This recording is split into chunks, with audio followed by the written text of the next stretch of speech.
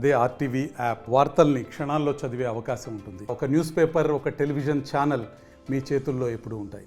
తెలంగాణ రాష్ట్రం ఏర్పడ్డ తర్వాత కాంగ్రెస్ పార్టీ కష్టకాలంలో పడింది. కష్టకాలంలో ఉన్నప్పుడు కాంగ్రెస్ పార్టీని నిజామాబాద్ జిల్లాలో ఆదుకున్న నేత 6 ఏళ్లుగా కాంగ్రెస్ పార్టీకి జిల్లా అధ్యక్షులుగా బాధ్యతలు చేపట్టారు. 6 ఏళ్లు పూర్తయింది. 6 ఏళ్ల కాలంలో పార్టీని ఎలా నడిపారు, ఎలా నిలదొక్కున్నారు ప్రతిపక్ష పార్టీలతో కలిసి అనే అంశానికి సంబంధించి మనతో మాట్లాడేందుకు నిజామాబాద్ జిల్లా కాంగ్రెస్ పార్టీ అధ్యక్షుడు మాడాల మోహన్ రెడ్డి ఉన్నారు. సార్ చెప్పండి. నమస్తే.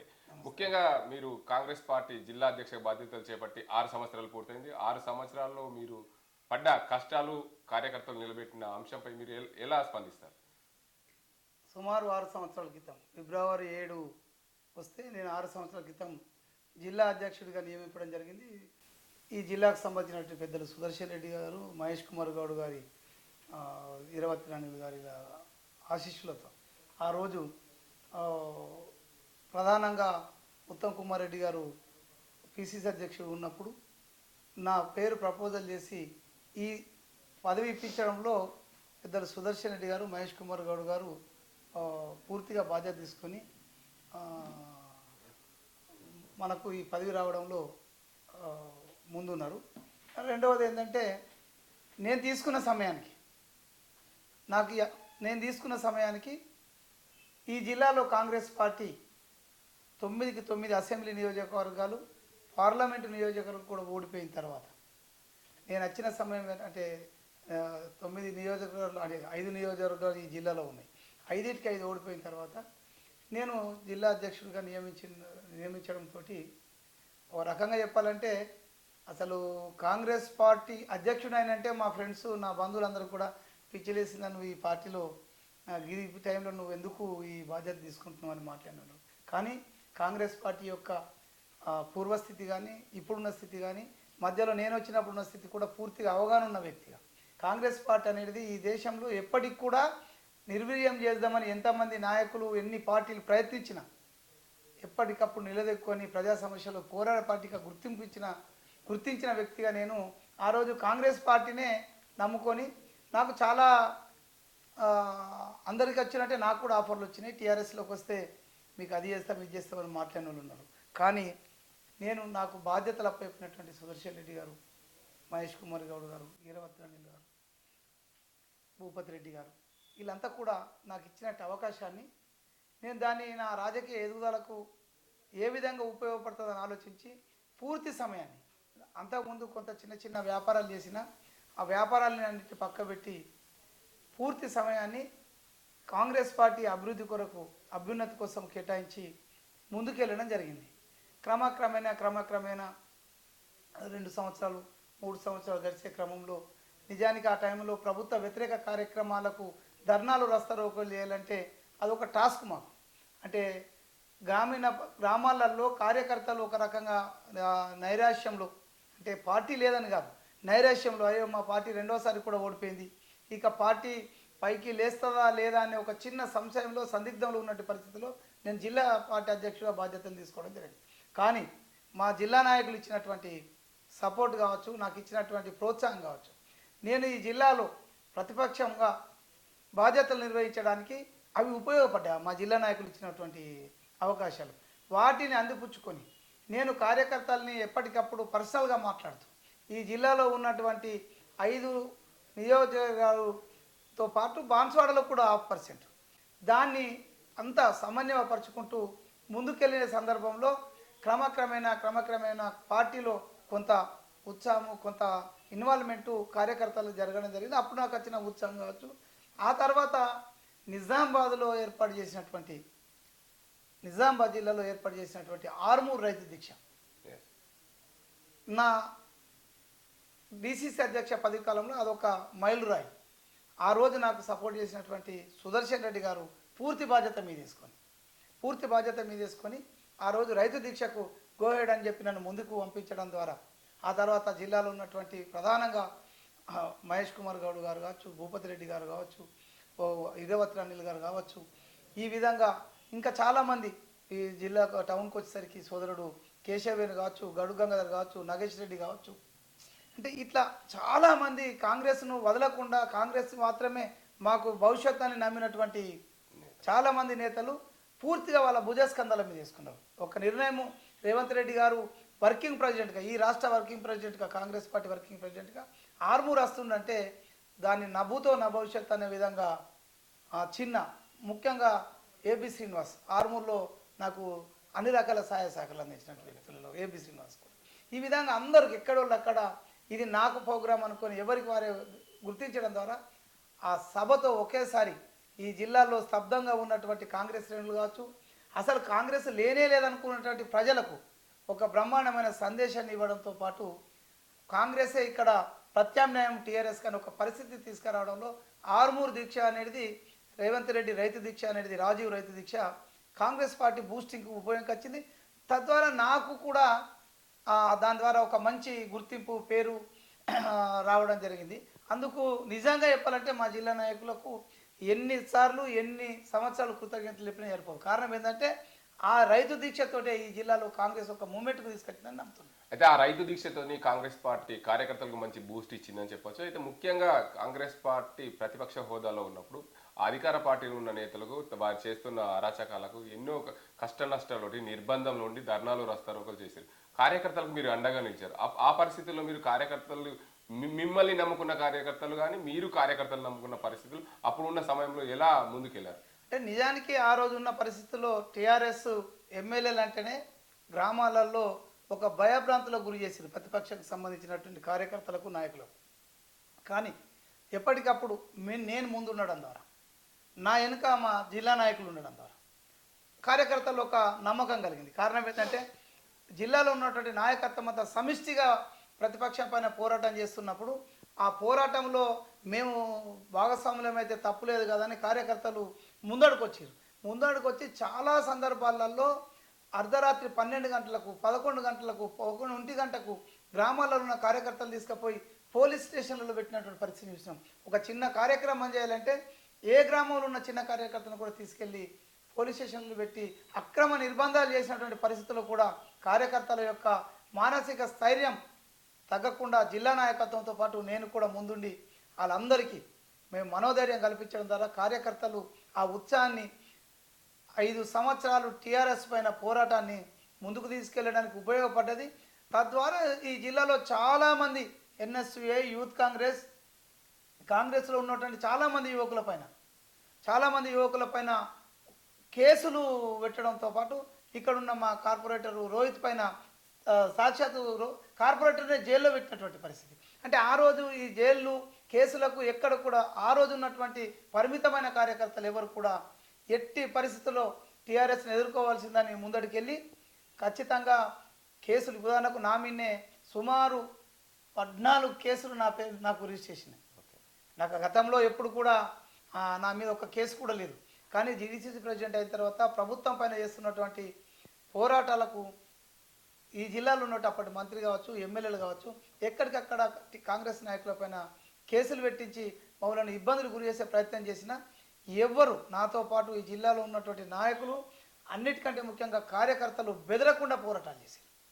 బెదరకుండా పోరాటాల ఫలితమే ఈరోజు ఈ జిల్లాలో కాంగ్రెస్ పార్టీ ఈ విధంగా ఉన్నది. అందులో భాగంగా వాళ్ళకు బెదరలేరు అనేదానికి ఒక ప్రత్యక్ష ఉదాహరణ పార్టీ రేవంత్ రెడ్డి గారు పిసిసి ప్రెసిడెంట్ అయిన తర్వాత వచ్చినటువంటి ఉత్సాహం కావచ్చు. ఇక్కడ కాంగ్రెస్ కార్యకర్తలు ప్రతిపక్షం పైన పోరాటానికి ఉపయోగం వచ్చింది. ఆ పోరాటంలో మేము రేవంత్ రెడ్డి గారు ఇచ్చినటువంటి పిలుపు, రాహుల్ గాంధీ గారికి నేను మాట ఇచ్చాను, ఈ రాష్ట్రంలో డిజిటల్ మెంబర్షిప్ వేయాలి, అది ప్రతి జిల్లాలో వేయాలనుకున్నప్పుడు ఈ జిల్లాలో ఒక్కొక్క నియోజకవర్గంలో 25,000 పైచిలకు, బోధనలో అయితే 44,000 డిజిటల్ మెంబర్షిప్, ఆ బాల్కొండల 30,000 మెంబర్షిప్, ఆర్మూర్లో తక్కువ ఉండే ఆర్మూర్లో 12,000 మెంబర్షిప్, నిజామాబాద్ అర్బన్లో 24,000 మెంబర్షిప్, నిజామాబాద్ రూరల్లో 28,000 మెంబర్షిప్, అదేవిధంగా బాన్స్వాడకు వచ్చేసరికి సుమారు 30,000 మెంబర్షిప్ చేసి అంటే పార్టీ బలాన్ని అధిష్టానం కూడా మేము గుర్తించాము. ఆ కార్యకర్తల యొక్క మానసికంగా ప్రభుత్వం పైన పోరాడాలి, అప్పటిన్న ప్రభుత్వం పైన పోరాడాలని ఒక సంసిద్ధతతో పాటు వాళ్ళ ధైర్యాన్ని ఎన్నిసార్లు అప్రిషియేట్ చేసిన కారణం ఏంటంటే వాళ్ళ పోరాట ఫలితమే ఈ జిల్లాలో కాంగ్రెస్ పార్టీ ఈ స్థాయిలో ఉండడానికి. ఎందుకంటే ఏ రోజు ఎవరు ఎక్కడ భయపడలేరు, ఆ భయపడలేరు కాబట్టి ఇవాళ అధిష్టాన వర్గం కూడా ఇక్కడ ఉన్న అధిష్టాన వర్గం కూడా ఇవాళ అందరికీ గుర్తింపును ఇచ్చే ప్రయత్నం చేసింది. ఈ జిల్లాలో 5గురికి కార్పొరేషన్ చైర్మన్లు కావచ్చు, ఈ జిల్లాలో ఉన్నటువంటి మార్కెట్ కమిటీలు, నూడా, ఇవన్నిటిని కూడా నికాసైన కాంగ్రెస్ కోసం పోరాటం చేసినటువంటి వ్యక్తులకు ఈరోజు ఆ పదవులు ఇవ్వడం ద్వారా కాంగ్రెస్ పార్టీలో పనిచేస్తే మొట్టమొదటిసారిగా ఒక గుర్తింపు ఇస్తారు. ఆ గుర్తింపు కూడా ప్రభుత్వ పదవులలో మనకు అవకాశాలు ఇస్తారని ఒక గుర్తింపును తీసుకొచ్చిన పరిస్థితిని మాత్రం జిల్లా నాయకత్వము 100% సక్సెస్ఫుల్ అయింది. కారణం ఏంటంటే పనిచేసిన ప్రతి ఒక్కరికి ఇచ్చింది. ఇంకా కొంతమంది ఉన్నారు ఈ జిల్లాలో కష్టపడ్డ తర్వాత పదవులు రాని వాళ్ళు, ఇంకా కొంతమంది ఉన్నారు. అందులో నాగేష్ రెడ్డి కావచ్చు, శేఖర్ గౌడ్ కావచ్చు, ఈ విధంగా ఇంకా కొంతమంది ఆ కష్టకాలంలో ఉన్నోళ్ళు, అంటే అందరి పేర్లు నేను లిస్ట్ చేయలేను కానీ ఉదాహరణకు చెప్తాను. ఇటువంటి వాళ్ళందరికీ కూడా ఇంకా పదవులు రావాల్సిన అవసరం ఉంది. ఖచ్చితంగా ప్రభుత్వము గుర్తిస్తుంది. ఈ పదవులతోటే ఈ ప్రభుత్వం రావడంతో పదవులతోటి ఏమైపోయిందంటే కాంగ్రెస్ పార్టీ కష్టంలో పనిచేసిన ఏ వ్యక్తిని వదిలిపెట్టదని ఒక మెసేజ్ని మాత్రం ఈ జిల్లా నాయకత్వం, అదేవిధంగా రాష్ట్ర నాయకత్వం ఇచ్చింది. ఓకే, మీరు గతంలో అయితే స్థానిక సంస్థ ఎన్నికల్లో, ఎమ్మెల్సీ ఎన్నికల్లో కూడా పోటీ చేశారు. ఏదైతే గతంలో అధికారంలో ఉన్న బీఆర్ఎస్ పార్టీ నేతలకు చుక్కలు చూపించే విధంగా సీఎం కూతురికే మీరు పోటీలో నిలబడ్డారు. అసలు ఆ పోటీలో నిలబడడానికి గల కారణాలు ఏంటి? అంటే ఆ పోటీలో నిలబడడానికి ప్రధాన కారణం ఏంటంటే అప్పటి వరకు కళ్ళు నెత్తికెక్కినటువంటి పరిస్థితి టీఆర్ఎస్ నాయకులకు కావచ్చు, డైరెక్టు టీఆర్ఎస్ పార్టీకి సంబంధించిన అప్పటి ముఖ్యమంత్రి కావచ్చు, నాయకులకు, మంత్రులకు కూడా. ఎందుకు ఆ మాట అంటున్నంటే మనకు బలం లేదు అనుకున్నప్పుడు పోటీలో దూరం ఉండాలని ఏ పార్టీ అయినా ఆలోచిస్తుంది. కానీ వాళ్ళు యునానిమస్ అయిన ఇమ్మీడియట్ ఉదయం రోజు ఏం చేస్తారంటే ప్రతిపక్షాలు మా దరిదాపులు లేవు, ప్రతిపక్షాలకు పోటీ చేసేందుకు దమ్ము కూడా లేదు, ధైర్యం లేదని చెప్పి ఈ రాష్ట్రంలో ప్రతిసారి వేలెత్తి చూపుతున్న పరిస్థితిలో మాకు నష్టం అవుతుందని తెలుసు. ఆ రోజులలో మనీ మ్యానిపులేట్ చేసి మా కార్యకర్తల్ని, మా జెడ్పీటీసీలు, ఎంపీటీసీలను కొనుక్కుంటారని తెలిసి కూడా ఖచ్చితంగా ఆ రోజు పోటీలు నిలబెట్టడానికి ఎట్టి పరిస్థితుల్లో ఒకరిని కాకపోతే గత అనుభవాన్ని దృష్టిలో ఉంచుకొని వెంకటరామరెడ్డి పోటీ చేసినప్పుడు జరిగిన సంఘటనలు పునరావృతం కాకుండా మా పార్టీ అధిష్టాన వర్గం సుభాష్ రెడ్డిని క్యాండిడేట్గా నిర్ణయిస్తే నేను డమ్మిగా వేసి చివరి రోజు విత్డ్రా చేసుకునేందుకు ఒక ప్లాన్ చేసి ఎట్టి పరిస్థితుల్లో కవితను, సాక్షాత్తు ముఖ్యమంత్రి కూతురు కదా ఆ రోజున్న ముఖ్యమంత్రి కూతురు కవితను యునానిమస్ కాకుండా అడ్డుకోవడంలో మా నాయకత్వం కానీ నేను కానీ సఫలీకృతమైన, తద్వారా ప్రతిపక్షాల యొక్క ఇబ్బంది పెట్టగలరు అని మొట్టమొదటిసారి టీఆర్ఎస్ పార్టీ గుర్తించింది. అయితే ముఖ్యంగా చెప్పండి, కాంగ్రెస్ పార్టీ అధికారంలోకి వచ్చి సంవత్సరం అవుతుంది. సంవత్సర కాల తర్వాత మీరు ఇప్పటికీ ఆరు సంవత్సరాలు పూర్తయింది. కాంగ్రెస్ పార్టీ అధికారంలో లేనప్పుడు 5 ఏళ్ళకు బీఆర్ఎస్ పార్టీతో కొట్లాడారు. ఇప్పుడు అధికారంకి వచ్చి సంవత్సరం అయింది. సంవత్సర కాలంలో కాంగ్రెస్ పార్టీ అధికారంలోకి వచ్చిన తర్వాత మీతో పాటు కొంతమందికి కార్పొరేషన్ పదవులు వస్తే మీరు రాష్ట్ర కోఆపరేటివ్ యూనియన్ చైర్మన్గా కూడా ఎన్నికయ్యారు. మీరు గత అసెంబ్లీ ఎన్నికలు కూడా టికెట్ ఆశించారు. అసలు ఇప్పుడు మీ భవిష్యత్తు ఏంటిది అనుకుంటున్నారు? నేను లాస్ట్ ఎమ్మెల్యే ఎన్నికల్లో నేను టికెట్ వాల్కొండ నియోజకవర్గం గురించి ఆశించిన. కాకపోతే పార్టీ ఆలోచన వేరే విధంగా ఉన్నది. పార్టీ గెలవడము, దానికోసము మనకంటే ఇంకొక వ్యక్తి ఎక్కువ ముందు ఉన్నాడు అనుకున్నారా, లేకుంటే గతంలో ఆయన పోటీ చేసినప్పుడు 2వ స్థానంలో వచ్చింది అనుకున్నారా? కారణాలు ఏవైనా టికెట్ నాకు కాకుండా సునీల్కి ఇవ్వడం జరిగింది. ఆ తర్వాత నాకు పార్టీ గుర్తింపునిచ్చింది. అప్పుడు టికెట్ను వదులుకున్నందుకు నన్ను రాష్ట్ర సహకార యూనియన్ చైర్మన్గా నియమించి, అంటే పార్టీలో పనిచేసినందుకు, అంటే నేను కొంచెం పార్టీ నిర్ణయాన్ని కట్టుబడి ఉన్నందుకు నాకు ఆ గుర్తింపునిచ్చింది. ముఖ్యంగానైతే నేను ఒక మారుమూల ప్రాంతం మానాల గ్రామం నుండి, అంటే సుమారు జిల్లా హెడ్ క్వార్టర్కు సుమారు 85 కిలోమీటర్ల దూరంలో ఉన్నటువంటి నా గ్రామం నుంచి వచ్చి ఇక్కడ రాజకీయాలలో కాంగ్రెస్ పార్టీలో నాకు ఒక గుర్తింపు తేవడంలో జిల్లా నాయకత్వంతో పాటు రాష్ట్రంలో ఉన్నటువంటి నాయకులందరూ కూడా, మరీ ముఖ్యంగా ఈ దీంట్లో నాకు డిసిసి ప్రెసిడెంట్ నియమించడంతో నేను అనుకునే ఈ అవకాశాలన్నీ నాకు ముందరికి వచ్చినాయి.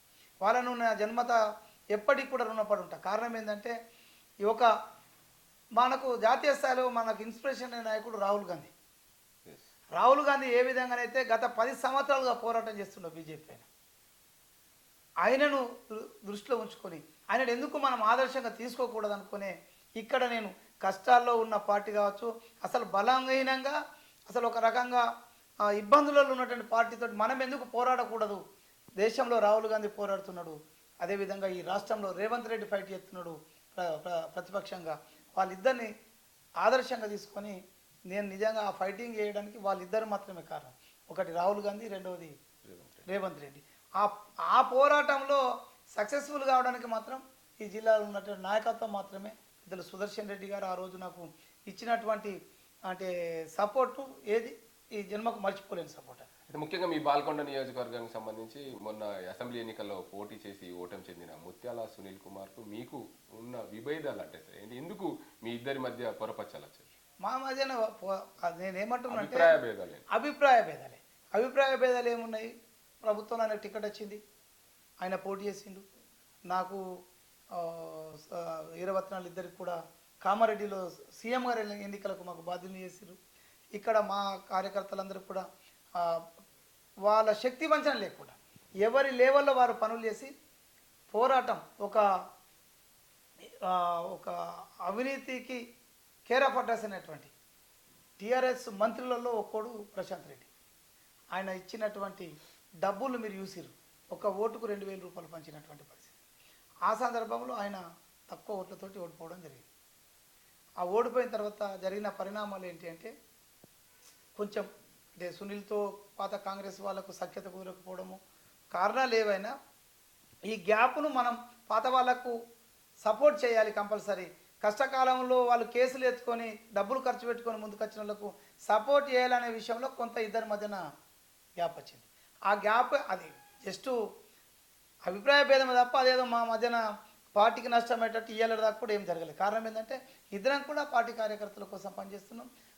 ముఖ్యంగా ఈ జిల్లాలో ఉన్నటువంటి నాయకత్వం సుదర్శన్ రెడ్డి గారి నాయకత్వంలో నిన్నటి వరకు ఈరోజు కూడా అటు మహేష్ కుమార్ గౌడ్ కావచ్చు, అదేవిధంగా భూపతి రెడ్డి గారు, ఈరవత్ అనిల్ ఇట్లా అందరం ఒకరి తర్వాత ఒకరం పనిచేసుకుంటూ సమన్వయ పరిస్థితులు మమ్మల్ని కూడా ఎక్కడన్నా చిన్న చిన్న అభిప్రాయ భేదాలు ఉంటే సమన్వయ పరిస్థితులు నేను అనుకుంటున్న అభిప్రాయ భేదాలు త్వరలో సమసిపోతాయని అనుకుంటున్నాం.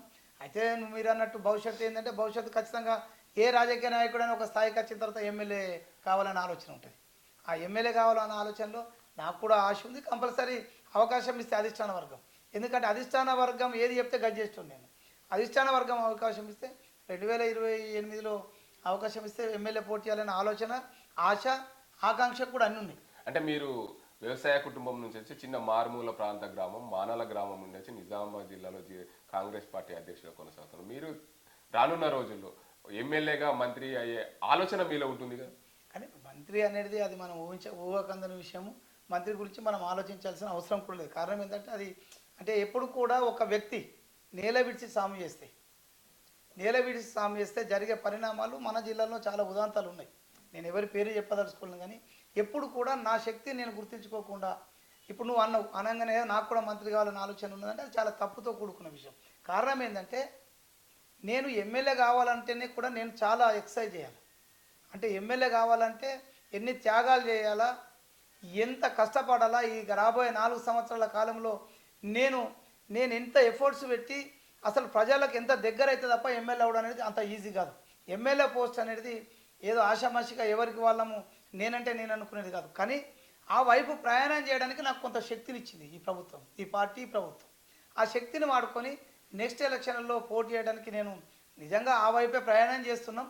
కానీ ఇది జాతీయ పార్టీ, మేము పార్టీకి అనుకూలంగా ప్రయాణం చేసే వ్యక్తులలో మేము కూడా. ఎందుకంటే ఇప్పుడు ఎవడైనా చాలా మాట్లాడుతుంటారు వీళ్ళు అట్లా వాళ్ళు ఇట్లా, కానీ కష్టకాలంలో కాంగ్రెస్ పార్టీని పట్టుకొని ఉన్న ఏ ఒక్క కార్యకర్త కూడా ఎవరు విమర్శించినా అది కరెక్ట్. కారణం ఏంటంటే ఏ అవకాశాల కోసమో అవసరాల కోసమో పార్టీలు మారుంటే ఇవాళ ఇంత గల్లెగరేసుకొని మాట్లాడే శక్తి మాకు ఉండకు. కాబట్టి నేను 2028 అనేది నేను టార్గెట్ పెట్టుకున్నాను. అవకాశం ఇస్తే కాంగ్రెస్ పార్టీ అధిష్టాన వర్గం పెద్దలు రాహుల్ గాంధీ గారు, మల్లికార్జున ఖర్గే గారు, రేవంత్ రెడ్డి గారు, మహేష్ కుమార్ గౌడ్ గారు, సుదర్శన్ రెడ్డి గారు వీళ్ళంతా కలిసిగిన మోహన్ నీకు అవకాశం ఇస్తున్నామని చెప్తే మాత్రం ఏ నియోజకవర్గంలో నాకు అవకాశం ఇస్తే ఆ నియోజకవర్గంలో పోటీ చేయడానికి సిద్ధంగా ఉన్నా.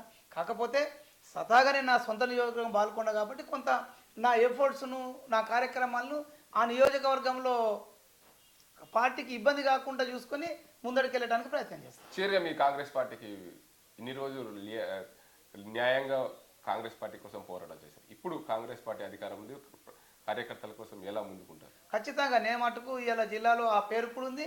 నేను ఎంత ఎవరి దగ్గరైనా సరే గత 10 సంవత్సరాలుగా కాంగ్రెస్ పార్టీ కోసం కండువా భుజాన్ని మీదకి తీయకుండా పోరాటం చేసినటువంటి కార్యకర్తలకు, అది ప్రభుత్వ పదవిలో కావచ్చు, రేపు రాబోయే స్థానిక సంస్థల ఎన్నికల్లో టికెట్ల విషయంలో కావచ్చు, నా పోరాటం అదే కొనసాగుతుంది. కారణం ఏంటంటే నేను ఎప్పుడు కూడా కష్టపడ్డ కార్యకర్తల పక్షాన్ని నిలబడటానికి సిద్ధంగా ఉన్నా. కారణం ఏంటంటే మా నాయకులు అందరూ అంటే పూర్తి సమయం కేటాయించినా కొంతమంది పని చేసిరు, ఎవరెవరు చేసిరు అనేది కొంత లిస్టు వాళ్ళ దగ్గర లేకున్నా నేను ఎప్పటికప్పుడు వాళ్ళకు చేరవేస్తున్నా. ఈ ఫలానా వ్యక్తి ఈ నియోజకవర్గంలో పనిచేసింది కాబట్టి కంపల్సరీ మనం సాయం చేయాల్సిందే. ఈ పార్టీ పదవుల్లో ఏ విధంగా అయితే మాకు గుర్తింపునిచ్చారో ఈ జిల్లాలో ఉన్నటువంటి మా అందరికీ, ఉదాహరణకు ఈరవత్నాయుడు కావచ్చు, అన్వేష్ రెడ్డి కావచ్చు, నాకు కావచ్చు, ఇటు కేశవేణుకు కావచ్చు, గడు గంగాధర్ కావచ్చు, తయార్బీన్ అమ్దాన్ కావచ్చు, అటు బాలరాజు కావచ్చు, ఏ విధంగానైతే ఈ గుర్తింపును మాకు వచ్చిందో వాళ్ళ తరపున కొట్లాడే బాధ్యత మా మీద ఉంది. ఎందుకంటే ఆ రోజు కష్టకాలంలో ఎవరెవరితోటి ఏ ఏ సందర్భాల్లో ఎక్కడెక్కడ వాళ్ళను సైనికులుగా మోహరించి నేను పోరాటం చేయించును అది నాకు ఒక్కడికే గుర్తుంది. అంటే చాలా విషయాలలో నేను ఎక్కడెక్కడ ఎవరెవరిని వాడుకున్నాం, ఎక్కడెక్కడ ఎవరితోటి పోరాటం చేయించినాం, ఆ విషయాలన్నీ కూడా నేను ఎప్పటికప్పుడు ఎమ్మెల్యేలకు, అదేవిధంగా నియోజకవర్గంలో ఉన్నటువంటి పోటీ చేసినటువంటి మా ఇన్ఛార్జీలకు కూడా వీళ్ళకు మీరు న్యాయం చేయాల్సిందని పోరాటం. ఎందుకు చేయాల్సి వస్తుందంటే ఈరోజు నా అటువంటి వాడు పని చేయించుకున్నోడికి నా కార్యకర్తల పక్షానగానే నిలబడకపోతే రేపు పార్టీ యొక్క ఉనికికి ప్రమాదం ఏర్పడతానికి గ్రహించిన వ్యక్తిని. ఖచ్చితంగా పార్టీ మనుగడలో ఉంటేనే, ఈ పార్టీకి మించి నేను కానీ ఇంకెవరు కూడా కాదు, పార్టీ మనుగడలో ఉంటే, పార్టీ బాగుంటే మాత్రమే మానల మోని కాటు మిగతా ఎవరైనా లీడర్లు. ఈ పార్టీ లేకపోతే మనం ఎక్కడ ఉంటామనేది ఒక్కసారి మనది మనం ఆత్మావలోకన చేసుకుంటే మన స్థాయి కనిపిస్తుంది. కానీ ఆత్మావలోకన చేసుకోకుండా నేనే గొప్ప అని అనుకునేటోడు ఈ పార్టీ కంటే ఎవడు పెద్దోడు కాదు. ఈ పార్టీ బతుకుంటే మనం బతుకుంటాం, ఈ మనం బతుకుంటే కార్యకర్తలు బతుకుంటారు, కార్యకర్తలు బతుకుంటేనే ఈ ప్రభుత్వం నిలకడగా మనం ఇచ్చినటువంటి హామీలు నెరవేర్చడానికి ఉపయోగం వస్తుంది. కాబట్టి దాన్ని నమ్మిన వ్యక్తిగా రేపు ఈ జిల్లాలో నేను 6 సంవత్సరాలు పూర్తయింది. నేనైతే పిసిసి అధ్యక్షుడిగా మన జిల్లా వాడైండు. నేను నిజంగా చాలా సంతోషం. ఈ ప్రభుత్వం రావడం, ఈ జిల్లాలో పిసిసి అధ్యక్షుడు నియమించడం, ఇవన్నీ కూడా మనకు అనుకూలమైన అంశాలు. రేపు మాపో పెద్దలు సుదర్శన్ రెడ్డి గారికి కూడా మంత్రిపదవి రావడంతో మరింత అభివృద్ధి కార్యక్రమాలు, ఇటు భూపతి రెడ్డి, ఇటు మేము నలుగురము చైర్మన్లము, సుదర్శన్ రెడ్డి గారు మంత్రిగా కావచ్చు, రేపటి రోజు మహేష్ అన్న పిసిసి ప్రెసిడెంట్ కావచ్చు, ముందుకెళ్ళేటప్పుడు ఈ జిల్లాలో ఉన్నటువంటి అన్ని సమస్యలపైన ప్రధానంగా నిజాం షుగర్ ఫ్యాక్టరీ విషయంలో కావచ్చు, 2021 ప్యాకేజీల విషయంలో కావచ్చు, ప్రతిపక్షంలో ఉన్నటువంటి బీజేపీ ఇచ్చినటువంటి హామీ ఉన్నటువంటి పసుబోర్డు విషయంలో కావచ్చు మా పోరాటం, వీటినేమో మేము తీసుకురావాలనే ఆరాటము, పసుబోర్డు విషయంలో మా పోరాటము ఈ ఎప్పటికి కూడా కొనసాగిస్తాం. ఖచ్చితంగా ఈ జిల్లా ప్రజలకు విజ్ఞప్తి చేస్తున్నాం. కొంతమంది పని కట్టుకొని టీఆర్ఎస్ బీజేపీ నాయకులు అంటే మమ్మల్ని బదనాం చేయాలని ఒక గ్లోబల్స్ ప్రచారానికి పూనుకున్నారు. ఈ సందర్భంగా ఆర్టీ ద్వారా మీ అందరికీ నేను విజ్ఞప్తి చేసేది ఏంటంటే, మనం వచ్చి 1 ఇయర్ అవుతుంది. 1 ఇయర్ కాలంలో చాలా విషయాల్లో మనం ఇచ్చినటువంటి 6 గ్యారెంటీలలో దాదాపు 78% హామీలను నెరవేర్చిపోతున్నాం. అందులో ముఖ్యంగా ఇందిరమ్మ ఇళ్ళ విషయంలో ఈరోజు 10 సంవత్సరాలు డబుల్ బెడ్రూమ్ పేరుతో మోసం చేసినటువంటి టీఆర్ఎస్ పార్టీకి చెంప మీద దెబ్బ కొట్టే విధంగా ఈరోజు నియోజకవర్గానికి 3,500 చొప్పున ఇళ్ళ మంజూరు చేసి ఎస్సీ ఎస్టీలకు 6 లక్షల చొప్పున, మిగతా క్యాస్ట్లకు 5 లక్షల చొప్పున ఇచ్చే ఒక కార్యక్రమాన్ని మనం ముందుకు తెలుసుకుంటున్నాం. మహాలక్ష్మి పేరుతో బస్సు ఫ్రీ కావచ్చు, 500 రూపాయలకి సిలిండర్ కావచ్చు, అదేవిధంగా గృహలక్ష్మి పేరుతో 200 రూపాయలకి 200 యూనిట్ల కరెంటును ఉచితంగా ఇవ్వడం కావచ్చు. అంతేకాకుండా ఆరోగ్యశ్రీ యొక్క పరిధిని పెంచడం ద్వారా జరుగుతున్న పరిస్థితులు ఏంటంటే, గతంలో ఆరోగ్యశ్రీ నిర్వీర్యం చేసినటువంటి పార్టీ ఈరోజు మన గురించి మాట్లాడుతుంటే చాలా ఇబ్బందిగా అనిపిస్తుంది. వాళ్ళకు అజ్ఞానాన్ని మనం గుర్తించాల్సిన అవసరం ఉంది. ప్రజలకు విజ్ఞప్తి చేస్తున్నా, అన్నీ మేము ఇచ్చినటువంటి రైతు రుణమాఫీ కావచ్చు, రైతు భరోసా కావచ్చు, బోనస్ కావచ్చు, అన్నీ ఒక్కొక్కటిగా మీ దగ్గరికి వస్తున్నాయి. కాబట్టి సమన్వయంతో, ఆలోచనతో ముందుకు సాగుదాం. మనం అందరం కూడా ప్రతిపక్షాలు చెప్తున్నటువంటి అబద్ధాలను మాటలు నమ్మకుండా ముందుకెళ్లే దిశగా ప్రయాణం చేద్దామని మరొకసారి ఏడాది విజయోత్సవం సందర్భంగా ఈ కాంగ్రెస్ ప్రభుత్వం వస్తే బడుగు బలహీన వర్గాల పక్షాన, పేదల పక్షాన ఎప్పుడు కూడా ఉంటుందని ఏడాది కాలంలో నిరూపించిన ప్రభుత్వంగా మనమందరం కూడా ఈ రాబోయే కాలంలో కూడా ప్రభుత్వానికి బాసటగా నిలుద్దాం.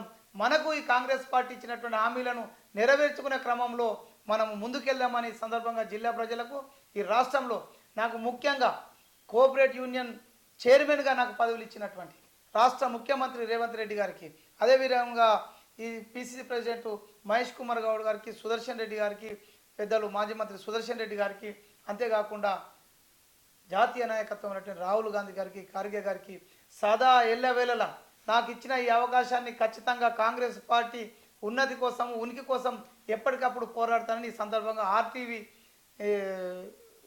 వేదికగా ఈ జిల్లా ప్రజలకు కాంగ్రెస్ అధిష్టాన వర్గాన్ని కూడా ఈ సందర్భంగా తెలియజేస్తాను. Okay, thank you very much. మొత్తంగా చూసుకోవచ్చు, కాంగ్రెస్ పార్టీ కష్టకాలంలో ఉన్నప్పుడు 6 సంవత్సరాలు అవుతుంది అది అధ్యక్షుడిగా బాధ్యతలు చెప్పి కష్టకాలంలో ఉన్నప్పుడు అధికార పార్టీని ఎదిరించాం అప్పట్లో. ఇప్పుడు కాంగ్రెస్ పార్టీ అధికారంలోకి వచ్చింది, సంవత్సర కాలమైంది. కాంగ్రెస్ పార్టీ అధికారంలోకి వచ్చి ఇచ్చిన హామీలన్నీ కూడా ఒక్కొక్కటి కూడా నెరవేరుస్తున్నాం. ప్రజలు అధైర్యపడదు. రానున్న రోజుల్లో కాంగ్రెస్ పార్టీకి మేము అందరంగా అండగా ఉంటాం. మీరు కూడా కాంగ్రెస్ పార్టీకి బలోపేతం చేసే దిశగా ప్రయత్నాలు చేయాలి. నా ఏదైతే ఉందో రానున్న అసెంబ్లీ ఎన్నికల్లో బాల్కొండ నియోజకవర్గం నుండి అధిష్టానం ఆదేశిస్తే పోటీ చేస్తాను, లేదంటే ఎక్కడైనా కూడా పోటీ చేయాలని ఆదేశిస్తే అక్కడ నుండి పోటీ చేసి ఏదైతే నా చివరి కోరిక ఏదైతే ఉందో ఎమ్మెల్యే కావాలన్నది కోసం కాంగ్రెస్ పార్టీ ఇచ్చిన మాట కోసం కట్టుబడి వారికి చెప్పిన ఆదేశాలనుసారం ముందుకు సాగుతానని చెప్తున్నారు రాష్ట్ర కోఆపరేటివ్ యూనియన్ చైర్మన్ నిజామాబాద్ జిల్లా కాంగ్రెస్ అధ్యక్షులు మారాల మోహన్ రెడ్డి. ఇది ఇక్కడ పరిస్థితి. కెమెరా సాజింతో గంగారెడ్డి, ఆర్టీవీ నిజామాబాద్. మరిన్ని వీడియోస్ కోసం ఛానల్ ని సబ్స్క్రైబ్ చేయండి, లేటెస్ట్ అప్డేట్స్ కోసం వాట్సాప్ ఛానల్ ని ఫాలో చేయండి అండ్ లింక్ డిస్క్రిప్షన్ లో ఉంది.